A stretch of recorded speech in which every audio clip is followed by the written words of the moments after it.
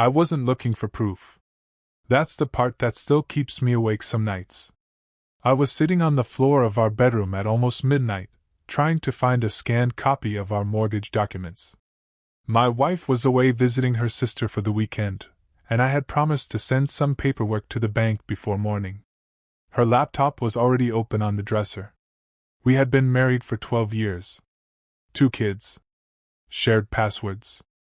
Shared accounts. Shared everything, or at least that's what I believed.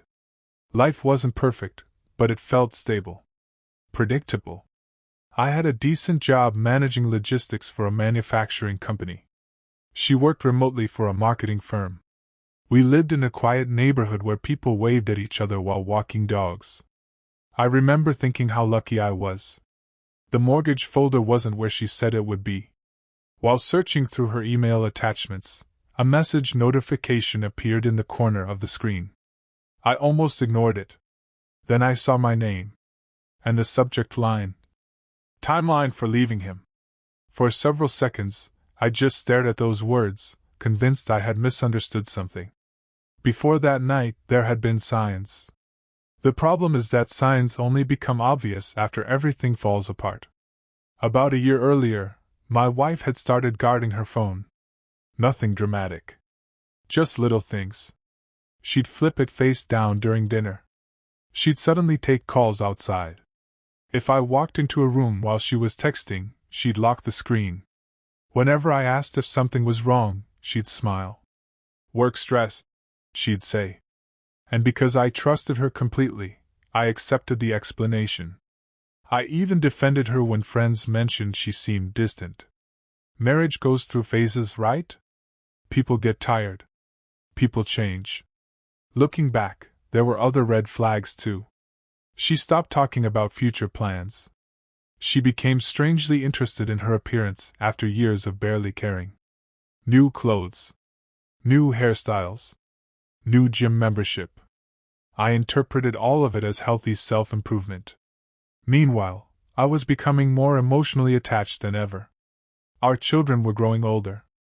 I thought we were entering a calmer chapter of life. I had no idea she was already planning an exit strategy while I was trying to strengthen our relationship. That email should have scared me. Instead, it confused me. I clicked it. The sender was someone named Rachel, one of her coworkers. The message itself wasn't shocking. Rachel had written, "Have you decided when you're going to tell him?" Then I opened the email chain. My hands started shaking immediately. I saw months of conversations. Not arguments. Not complaints. Planning. Detailed planning. Budgets. Housing options. Legal advice. Child custody discussions. And then one sentence that felt like someone had reached into my chest and squeezed my heart. I need to figure out how to leave him without a scandal. My wife had written it. About me. About our marriage. About the life we built together. Without a scandal. As if I were some public relations problem. As if our family was a business arrangement she wanted to dissolve quietly. I kept reading. Part of me wanted to stop. Another part couldn't. Every message felt worse than the last. She wasn't discussing whether to leave. She had already decided. The only question was how. I remember whispering aloud to an empty room. "What the hell is happening?" No one answered. The silence felt enormous. The deeper I read, the more detached I became. Almost numb. Then I found the messages about him. At first there were references to someone called D. Then entire conversations revolved around him. Rachel asking questions. My wife answering. Excitedly. Like a teenager in love. "He's everything I didn't know I needed." That sentence nearly made me throw up. I learned that D. was a man she had met during a professional conference nearly 10 months earlier. The relationship started with texting. Then private lunches. Then hotel rooms. There was no ambiguity. No misunderstanding. No innocent explanation. My wife was having an affair. And according to those emails, she was deeply in love with him. One message hurt more than all the others. Rachel asked whether she still loved her husband. My wife replied, "I care about him. But I haven't been in love with him for years." Years. I sat there staring at that word. Years. While I was planning family vacations. While I was saving for our kids' education. While I was proudly introducing her as my wife. Apparently she had already left emotionally long ago. I just hadn't noticed. I didn't sleep that night. I couldn't. I spent hours reading every message I could find. Looking for context. Looking for a misunderstanding. Looking for anything that would hurt less. Instead, I found another secret. A bigger one. Several emails discussed money. Not shared money. Hidden money. Over the previous 2 years, she had opened private accounts I knew nothing about. Thousands of dollars had been moved gradually. Small amounts. Careful amounts. Amounts designed not to attract attention. I felt physically sick. This wasn't an emotional mistake. This wasn't a temporary affair. This was preparation. Months and months of preparation. Around 4 in the morning, I walked into the kitchen and stared out the window. Everything outside looked normal. Street lights. Parked cars. Quiet houses. Meanwhile, my entire life had exploded. The strangest part was realizing that everyone else's world was continuing normally. People would wake up, go to work, drink coffee, complain about traffic. And I would be carrying knowledge that changed everything. I kept wondering one thing. How long had she been looking at me and pretending? When she came home Sunday evening, I almost lost my nerve. She walked through the front door smiling. The kids ran to hug her. She hugged me too. Actually hugged me. And for a second I wondered whether I had imagined everything. Then I remembered the emails. The affair. The planning. The lies.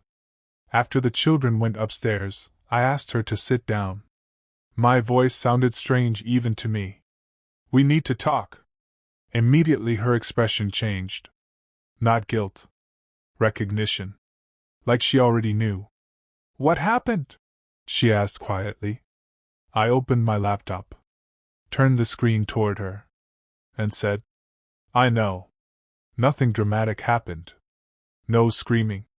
No denial." She looked at the emails, closed her eyes, and started crying. That reaction somehow hurt more than anger would have, because it confirmed everything. The room felt unbearably small. Finally she whispered, "How much did you read?" "Enough." Then silence. A long, horrible silence. I wanted explanations. Instead, I just sat there staring at the woman I thought I knew, and realizing I didn't know her at all. The conversation lasted almost 5 hours. I remember every minute, every word, every painful detail. At first, she tried to explain the affair. She said she felt lonely, disconnected, invisible. She said the relationship with Dee had developed slowly. It wasn't planned. I laughed. Not because it was funny. Because I had literally read months of planning emails. Nothing about this was accidental. She started crying harder. Then came the justifications. The marriage had become routine. We had grown apart. We stopped communicating. Some of those things were partially true. Long marriages are complicated. But none of them explained the deception. None of them explained 10 months of lying directly to my face. At one point I asked the question that haunted me most. "When were you going to tell me?" She looked down. "I don't know." That answer crushed me. Not because it was cruel. Because I believed it was honest. She hadn't planned to tell me. She had planned to leave. There is a difference. One involves truth. The other involves escape. And suddenly I understood which one she had chosen. The next few weeks were chaos. Words spread faster than I expected. Not because I told people. Because she did. Her parents found out. My parents found out. Eventually our closest friends knew. Everyone had opinions. Everyone had advice. Everyone wanted explanations. I hated all of it. The worst conversations involved our children. We tried protecting them. We tried simplifying things. But children are smarter than adults pretend. They notice separate bedrooms. They notice tension. They notice tears. One night my daughter asked, "Did Mom stop loving you?" I wasn't prepared for that question. I still don't think I am. The affair wasn't just destroying our marriage. It was changing how our children viewed relationships. Trust. Commitment. Family. That realization hurt almost more than the betrayal itself. I became obsessed with replaying the past. Searching memories. Looking for clues. Every anniversary. Every vacation. Every family photo. I kept wondering which moments were genuine and which were performances. It's a terrible way to live. But once trust dies, certainty dies with it. The strange thing about betrayal is that anger isn't the dominant emotion forever. Eventually confusion takes over. I found myself missing her constantly. Even after learning everything. Even after seeing proof. Even after hearing admissions. That part embarrassed me. Friends expected rage. Instead I felt grief. I missed our routines. Morning coffee. Inside jokes. Movie nights with the kids. Small ordinary moments. I hated what she had done. But I still loved the version of her I thought existed. That's what made everything so complicated. People imagine betrayal creates instant clarity. It doesn't. It creates emotional whiplash. One minute you want them gone forever. The next minute you're remembering a vacation from 8 years ago and crying in your car. I started therapy because I couldn't manage my thoughts alone. The therapist said something that stuck with me. You're mourning two losses. The relationship and the future you expected. That felt accurate. I wasn't just losing my wife. I was losing the life story I believed we were writing together. And there was no way to get that version back. About 2 months later, I met D. Not intentionally. He came to our house. My wife wanted transparency. At least that's what she called it. I called it torture. The meeting lasted maybe 20 minutes. He wasn't intimidating. Wasn't extraordinary. Wasn't some movie star villain. Just a regular man. Which somehow made everything worse. I kept staring at him thinking, this is the person my family fell apart for? At one point he said, I never meant for anyone to get hurt. I nearly walked out. Because by then people were already hurt. Our children. My parents. Me. Even my wife. The damage had happened. Intentions no longer mattered. After he left, I asked her whether she planned to continue seeing him. She answered immediately. Yes. That was the moment something inside me finally shifted. Not healed. Not recovered. Just shifted. For months I had been hoping she would choose us. Choose our family. Choose our history. Instead she chose certainty. And her certainty forced me to confront reality. The divorce process started shortly afterward. I wish I could say it was civilized. Mostly it wasn't. Not because we hated each other. Because pain makes people unpredictable. Some days we cooperated. Other days we argued over meaningless details. Furniture. Schedules. Accounts. Old resentments. Everything became symbolic. Every disagreement carried years of emotional baggage. The hardest part involved custody arrangements.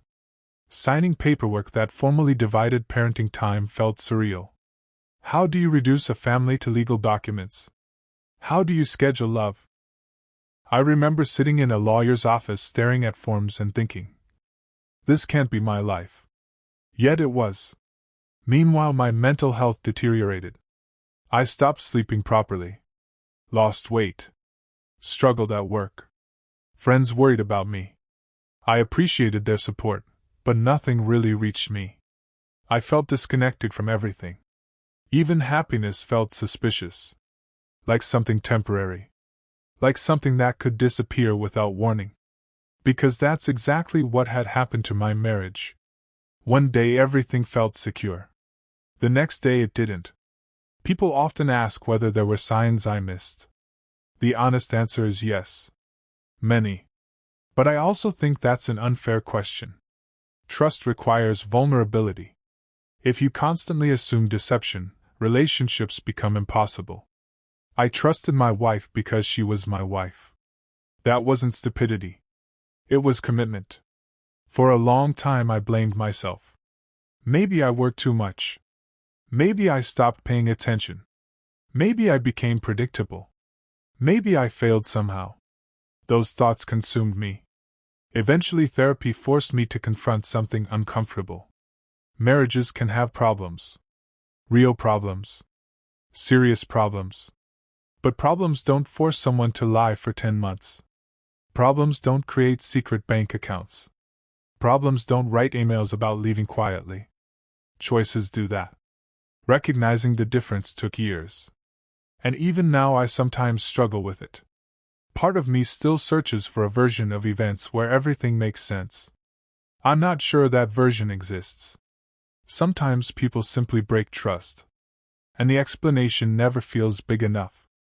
The divorce became final 3 years ago. Life moved forward whether I wanted it to or not. The children adjusted better than I expected. Not perfectly. But better. They're teenagers now. Smart. Funny. Resilient. I try not to let my bitterness affect them. Their relationship with their mother is their own.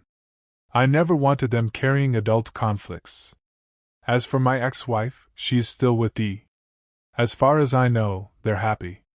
That sentence used to destroy me. Now it mostly exhausts me. Holding on to anger for years is heavy. Eventually you get tired. Not healed. Tired. There's a difference. I dated a little after the divorce. Nothing serious. Trust remains difficult. I second-guess everything. Harmless delays. Unanswered texts. Changes in routine. Things that never bothered me before now trigger anxiety. Betrayal rewires your instincts. You stop assuming safety. You start scanning for danger. I hate that. Because the affair didn't just end my marriage. It changed the way I move through the world. And I'm still learning how to live with that. Sometimes the memory that returns isn't discovering the affair. It's that single sentence. Leave him without a scandal. Those 5 words haunt me. Not because they were the cruelest thing she wrote. Because they revealed how differently we viewed our marriage. I thought we were partners struggling through challenges. She viewed the relationship as something to manage strategically. Something to exit carefully. Like a business decision. Whenever that memory surfaces, I feel the same shock all over again. The realization that someone can share your bed, raise children with you, celebrate birthdays with you, and still be living an entirely different emotional reality. That's frightening. Not because it means everyone lies. Because it means complete certainty is impossible. No matter how closely you think you know someone, there are rooms inside them you may never enter. I didn't understand that before. I do now. And honestly, I wish I didn't. Ignorance isn't always weakness. Sometimes it's peace. The kind of peace I lost the moment I opened that email thread. I don't know whether this story has a lesson. Real life rarely wraps itself into neat conclusions. What I know is this. The worst part wasn't the affair. It wasn't the divorce. It wasn't even the lies. The worst part was realizing that while I was fighting for our future, she was quietly planning a future without me. That realization changed something fundamental inside me. Years later I function. I work. I laugh. I show up for my kids. From the outside, I probably look completely fine. Most people do. But there are still nights when I replay that moment in the bedroom. The glow of the laptop screen. The mortgage search. The accidental click. The email. The sentence. And the instant my old life ended. If anyone reading this is carrying suspicions they're afraid to examine, I don't know what advice to give. Sometimes the truth destroys you. Sometimes it saves you. In my case, it did both. And even now, after all these years, I'm still figuring out which part was harder to survive.